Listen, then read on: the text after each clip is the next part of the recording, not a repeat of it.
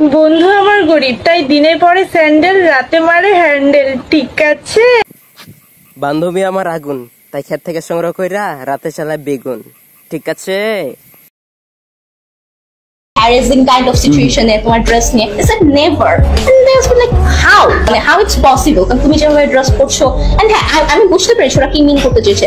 আমি কোনো প্রবলেমে পড়ছি না বিকজ আই নো কোন ড্রেসটা মেয়েটা কপালে কোন কালারের টিপ দিছে, গোলা কি চেন পরছিল, কোন কালারের ড্রেস পরছে জানি তোর একটা ইনসা দিতে পারবে না, কারণ বর্তমান ছেলেরা সবগুলো লিজেন্ড, তাদের আকর্ষণ থাকে ফোকাসের উপরে।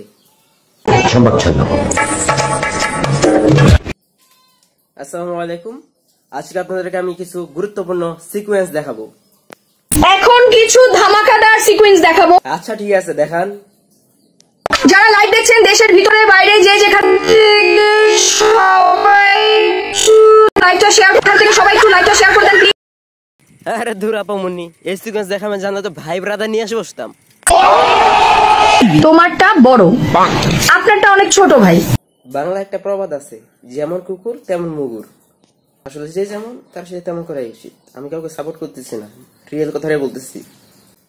বন্ধু আমার গরিব, তাই দিনে পরে স্যান্ডেল, রাতে মারে হ্যান্ডেল। ঠিক আছে।